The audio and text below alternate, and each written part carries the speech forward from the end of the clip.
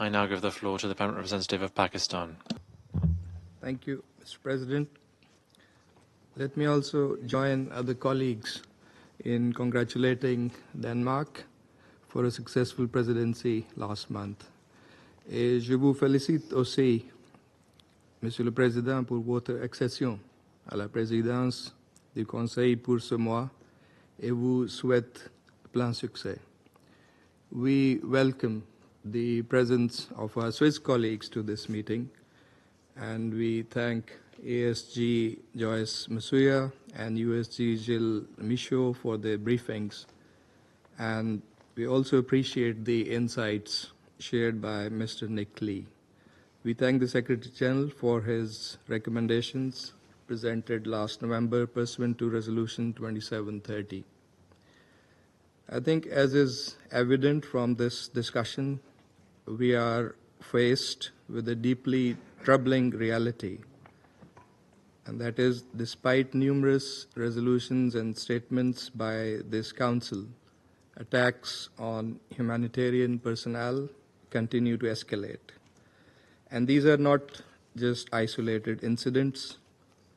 They reflect a growing disregard for international norms.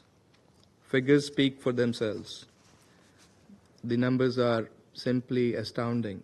According to the Aid Worker Security Database, 379 humanitarian personnel were killed in 2024, making it the deadliest year on record.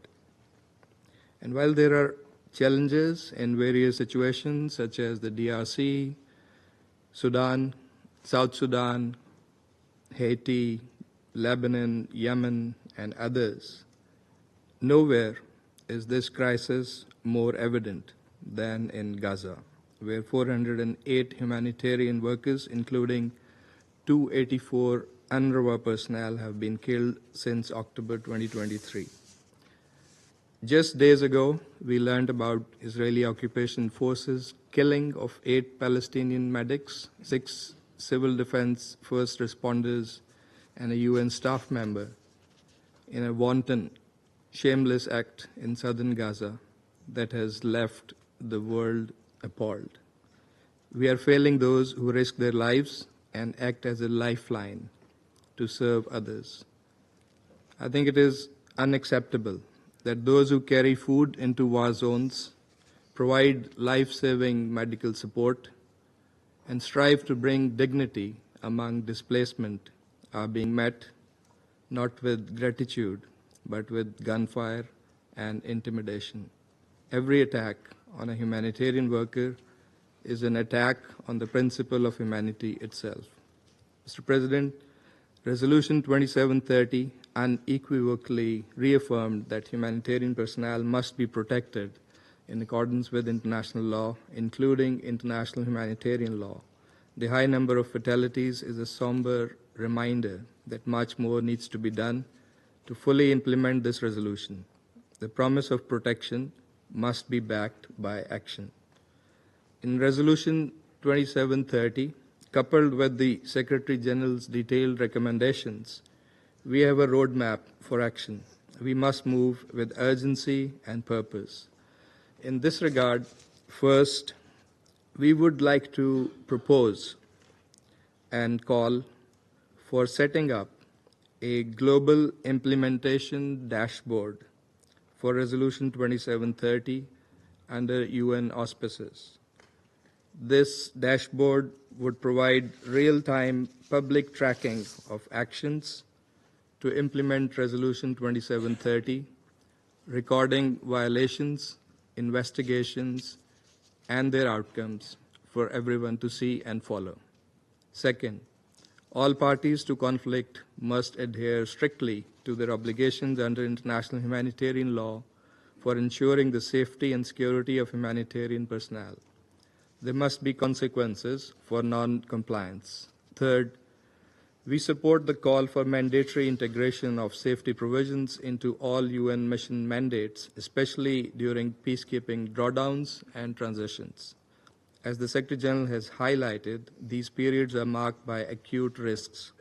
Transition planning must be anticipatory, inclusive, and backed by adequate security resources. Fourth, impunity must end. Impunity is not merely a failure of justice. It is a license for repetition. Timely, independent, and impartial investigations must hold perpetrators accountable. The Security Council should push for sanctions and legal action against violators. Fifth, we echo the Secretary General's concern about impediments to humanitarian access, bureaucratic hurdles, and weaponization of access as a war tactic must cease. Sixth, humanitarian personnel today face not only lethal weapons, but also weapons of disinformation, fueling false narratives that incite violence and erode trust. We must ensure public access to accurate and reliable information, monitor misinformation and disinformation related to UN and humanitarian activities, and sanction those responsible for spreading harmful content. Finally, in accordance with Resolution 2730, the Secretary General should continue to swiftly report to the Council when widespread issues occur in situations considered by the Council concerning the safety and security of humanitarian personnel. Once those situations are brought to the Council's attention, it must take prompt action against the violators. Mr. President, Pakistan remains committed to supporting effective implementation of Resolution 2730 and to upholding the safety, dignity, and neutrality of all humanitarian and UN personnel. We reaffirm our support for the Secretary General's efforts to enhance their safety and security and stand ready to work with all to operationalize the Secretary General's recommendations. Humanitarian workers and personnel seek protection, accountability, and assurance that the international community will not turn a blind eye when their lives are at risk. Let us answer that call, not with promises alone, but with protection, not just reporting, but also monitoring and prevention, and not just mourning their loss, but with effective action. Let us ensure that the courage of humanitarian workers is matched by collective international resolve to protect them. This, in our view, will be important to restore the credibility of this Council's decisions on this important matter. Thank you.